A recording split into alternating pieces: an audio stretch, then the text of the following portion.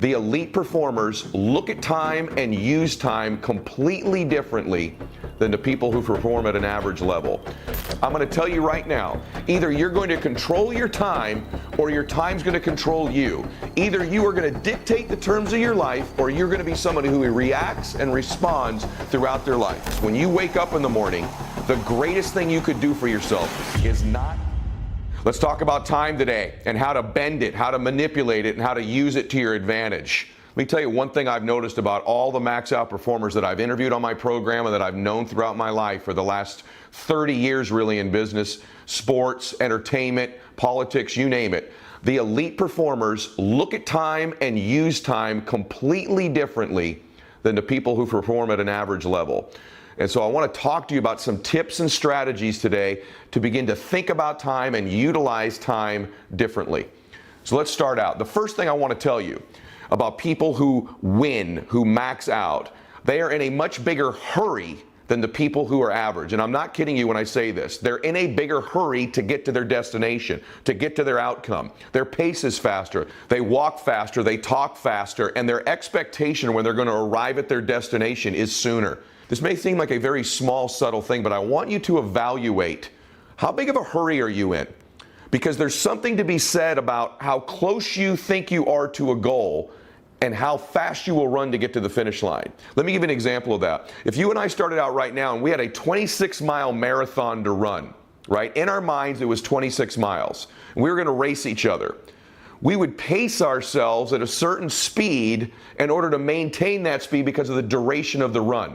So if it was a marathon, we'd jog, wouldn't we, pretty slowly. You certainly wouldn't sprint 26 miles. And so because the destination, because the finish line is so far away, our pace or our hurry is limited based on how far away we think we are or when we'll arrive there. But if you and I were to run a 100-yard dash, would the pace be the same? Because the finish line is so much closer, we'd run full speed from the minute we took off, wouldn't we? Because of the proximity of how close the finish line is. The people that win in life don't necessarily have more vision than you. See, it's not a lack of vision always that means that you are going to lose. It's a lack of a type of vision, which is depth perception. You think you're further away from the outcome, and so you pace yourself like it, and you jog all the time throughout your life. The people that win may have a bigger vision, but they have accurate depth perception. They understand how close their goals are, how close their outcome is, and they're constantly in a sprint to get there throughout their day. That means consequently, they get started earlier and they finish later. They get up earlier. Throughout the day, they're in a bigger hurry to get to the places they need to be because the finish line in their mind is so much closer. I cannot emphasize this enough to you, is just the pace and the way time shrinks for elite performers compared to the average. I'm telling you, the average performer can say the same things, read the same books, have the same schedule, yet the person who is in a bigger hurry throughout the day ends up winning the day, winning the week, winning the month, winning the year, and winning the life.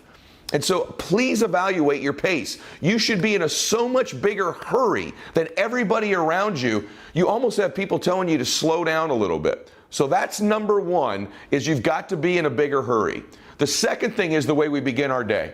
I'm going to tell you right now, either you're going to control your time or your time's going to control you. Either you are going to dictate the terms of your life or you're going to be somebody who reacts and responds throughout their life. This device right here can both speed up time in your life or it can slow it down. It's not always a speed tool. So one of the tips that I've covered before but not enough people implement that I promise you is a quality of max out performers that relates to their time is they control it. They do not react and respond. They dictate the terms of their life most of the time. And that means this: when you wake up in the morning, the greatest thing you could do for yourself is not touch or look at this device for 30 minutes to an hour after awakening. So that when you wake up, you take control of your time. You control the time.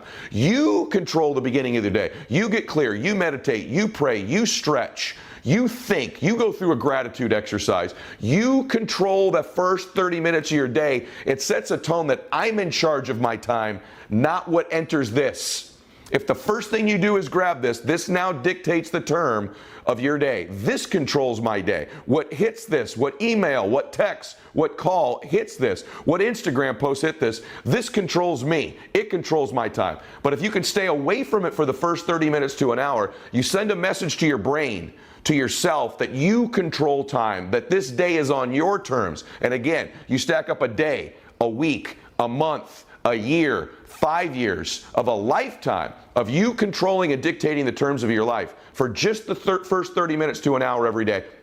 It will revolutionize your life. It'll be very difficult to do for the first 30 days, but after 30 days, you'll never have the desire to do it again. You'll completely flip your life around. I'm not suggesting that all max out performers dictate every term. Of course I respond. Of course I react throughout my day. It's not the syntax or context of my day.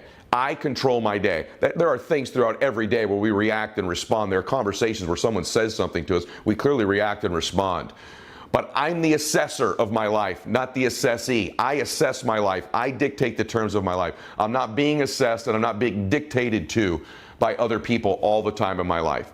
That's a huge separator in how people look at time for max out performers. The third thing is this. Why is a day only 24 hours? I mean, if the average people in the world, or the majority of people in the world, have a 24-hour day, why does that have to apply to you?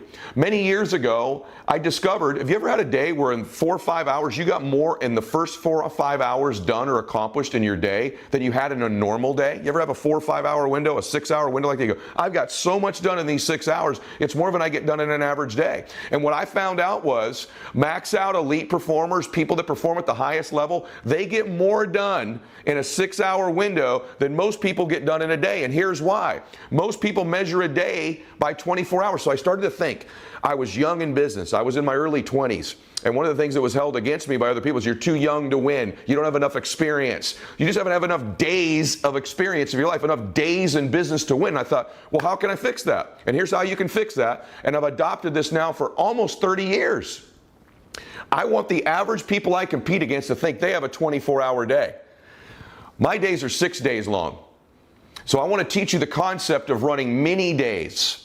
My day, my first day is from 6 a.m. to noon every day. That's a full day for me. So I try to get done a full day's work from 6 a.m. to noon because I no longer have a 24-hour day in my life. I have a 6-hour day. And so a day to me is that measure of time. It altered the complete direction of my life. It transformed who I am. So now from 6 a.m. to noon is a day. That's my first day. Every single week, 6 a.m. to noon, Monday morning. And what happens in that 6 a.m. to noon, there's a mental thing we have. I have a whole day to get all these things done. And so we stack and dictate and schedule our day over that 24-hour window of time. You'd be surprised if you shrunk the day to 6 hours, you can get the same things done in those 6 hours you used to get done in 24. From noon to 6 p.m. is my second day. And in that second day, I fill that up with a full day's worth of fun, memories, meetings, phone calls, you name it, meetings with my relationships in my life.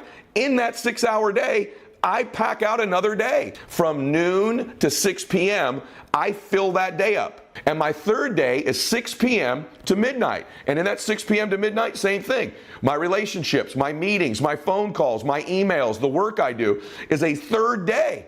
And so what happened was when I was in my early 20s, I went from having 3 days in the same window of time when the average person had 1. And I started to accomplish triple what the average person was accomplishing. Now, once again, you stack up 3 days in 24 hours over a week, a month, a year. In just 1 year, I end up with over 1,000 days, and I'm competing against people who only have 365. Think about the mind-blowing difference could be in your life if you ran mini days the rest of your life. I'm telling you right now that my days are 6 hours long. The amount of work you could get done, the amount of compounding that'll take place in your life, it's going to blow your mind. When you start looking at your schedule, day 1 is 6 a.m. to noon. Day 2 is noon to 6 p.m. Day 3 is 6 p.m. to midnight. Your whole existence is going to change. And it'll be kind of fun in the beginning. You'll mess it up, but you stack up a week or two and you do that for a month. Imagine that in 1 month getting 90 days. Think about what would happen in your life if in a month you had 90 days and the rest of the world, the average in your life, imagine that for a second. The rest of the world only had 30. And you stack that up over a year or 3 years, how different would your life be? And I'm telling you, I'm an example of how different your life would be. I'm an example of what that productivity and compounding in your life can look like. More fun, more memories, more meetings, more encounters, more relationships, more experiences, more money, more achievement, more joy, more bliss. I'm creating opportunities constantly. So what I do is I shrink the finish line. So there's sprints all the time. And so because I only have a 6-hour day, I'm in a hurry throughout that day. I'm not jogging, I'm not walking, I'm in a big hurry. And you're going to be amazed at the transformation of your life. I may never give you a bigger gift than the concept of 6-hour days. I think I'm one of the only people you'll ever hear explain this to you. But I can tell you, I started to study these successful mentors. My gosh, they get so much done before 9 o'clock in the morning. My gosh, by 1 o'clock, they've accomplished so much. And the average person is just stretching, getting out of bed, done their first appointment or two. Especially you entrepreneurs out there, how critical this is. Because when you're an employee, at least as an employee, to some extent, they control your time. They dictate, you need to be here at 9 a.m., you can't leave until 5 p.m.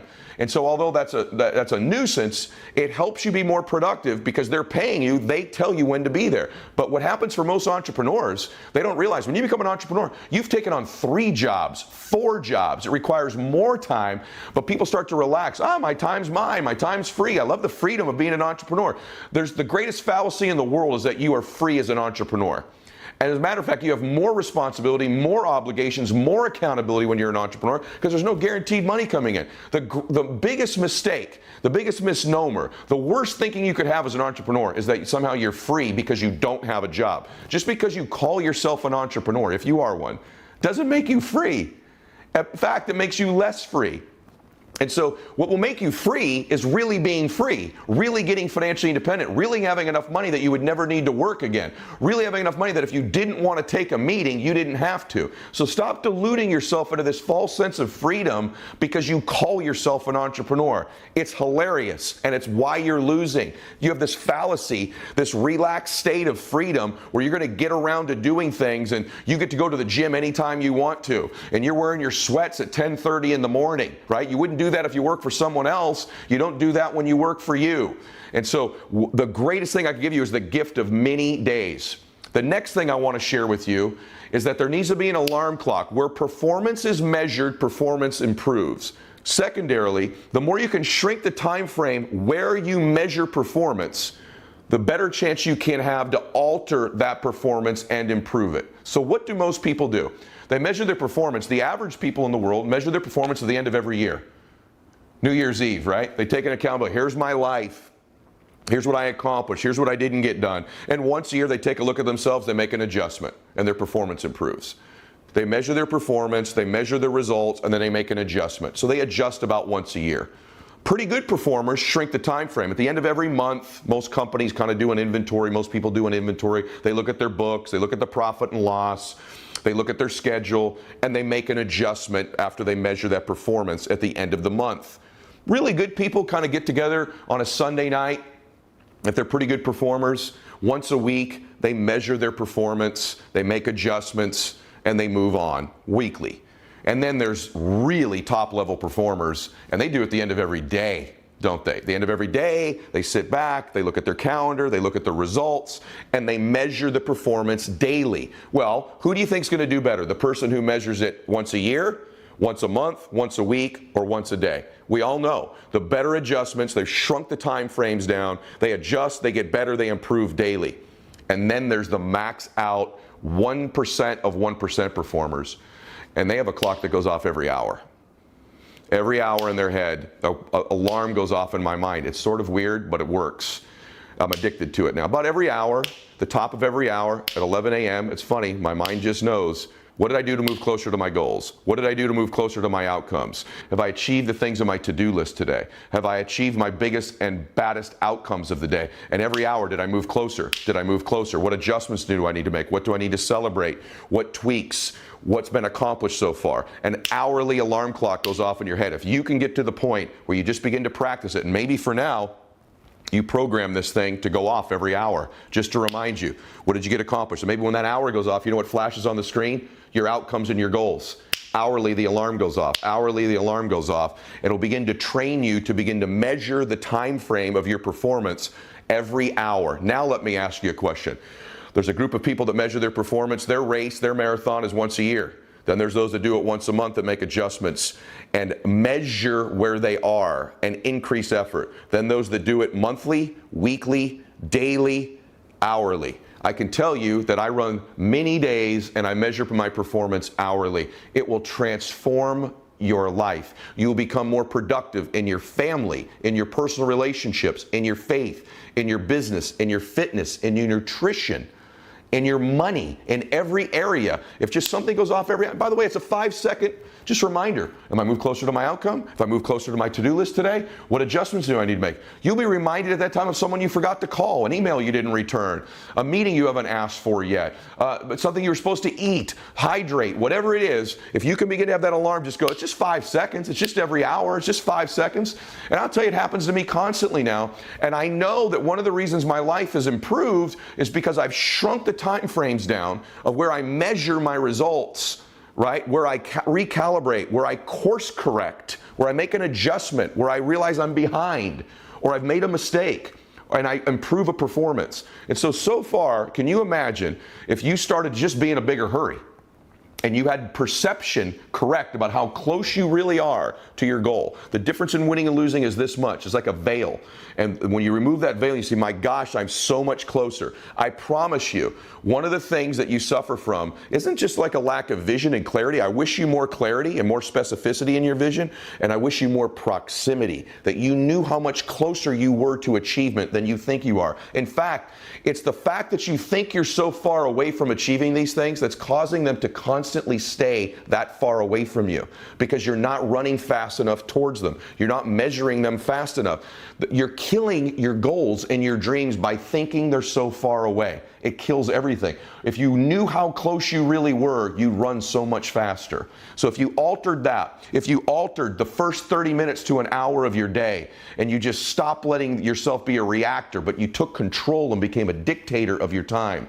If you manipulated and bended time like I have to where a day is 6 hours, let the rest of the world think a day is 24 hours. And by the way, someone just made that crap up a long time ago. An hour of measurement, 24 hours is a day, 365 is a year. Someone just made that up and everybody's bought into it. Well, guess what? I've made mine up. My days are 6 hours long. I've just manipulated and changed time. It's a figment of our imagination is how time works. And what if an alarm could go off every hour in that mind of yours, in that heart of yours, just checking, just a wake-up call, just a wake-up, just an alarm. Hey, am I closer to my goals? Am I closer to my outcome? What adjustments do I make? What course corrections? What was achieved? What am I grateful for? It's just a 5 to 10 second reminder and you're back off to the races again. If the earth spins around once, we call that a day. If the moon goes around us once, we call that a month. If we go around the sun once, we call that a year. It's just stuff people made up, right? And so time is a figment of our imagination, and if you'd use your imagination, imagine what you could accomplish if you shrunk the time frames down. The last thing I want to tell you about time is that the best people I know have a focus on the future and use their time in the present. They focus on the future and use their time in the present.